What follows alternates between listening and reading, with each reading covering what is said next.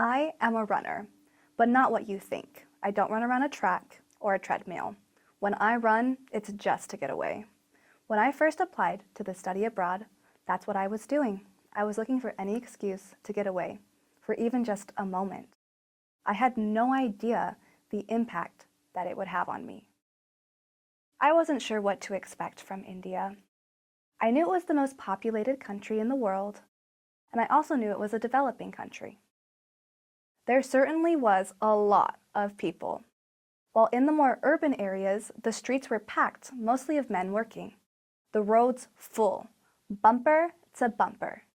Well, bumper to moped, to tuk-tuk, to person. There was also cows. Anyways, the streets were packed, full of swerving, honking, and people doing their best to make an income, provide, and live their lives. Knowing India is a developing country is one thing.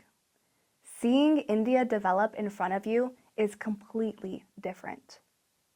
There was a juxtaposition of poverty and luxury. Our first nights, we stayed near a mall. This mall was clean, bright, and expansive. One of the nicest I had ever been to. But immediately leaving the mall, you would see malnourished beggars on its steps.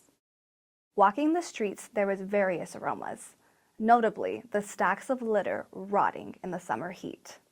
We found ourselves headed down below to the subway.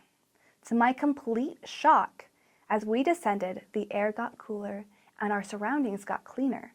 We stepped onto the metro, the car clean, and the air cold and crisp. This experience showcases the juxtaposition of luxury and poverty seen in India. Seeing India developing has certainly affected my mental image of the country. The weeks leading up to my trip, I was shocked how many people asked me if I felt safe going to India. Safety while traveling has always been something I've been aware of. I've always joked that I'm snatchable, easy to snatch and run away with. However, I trusted our slick team to keep us safe. While in India, there were times where I was a bit more high alert and aware of my surroundings. But again, I knew I'd be taken care of, not just by our slick team, but by our Indian hosts.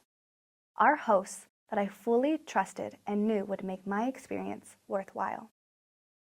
In India, I surprised myself frequently, especially in why. I consider myself an introvert. I usually like to be supportive on the sidelines and wait to be called on. I hardly am the first to volunteer for an activity. Reflecting back, I wondered what had shifted to allow me to be more confident and more willing to put myself out there.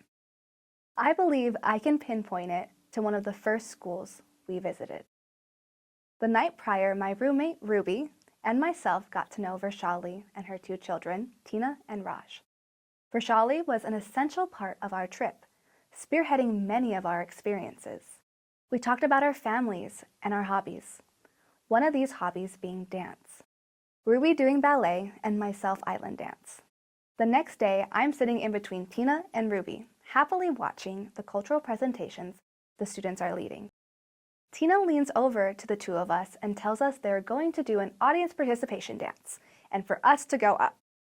When the time comes, we, alongside our classmates, get up and dance, smiling and laughing. As we make our way to our seats, Tina tells me that I am going to perform for them. I look at her in disbelief as the MC in the front of the room confirms her words, announcing to everyone that I would be performing a number for the group. I scramble to find my phone and pull up a song. With a shaky smile and even shakier hands, I performed the number and practically ran to my seat. After much assurance that I did good, I was finally able to relax. I really think that moment allowed for me to be a bit more adventurous and daring in the days that followed.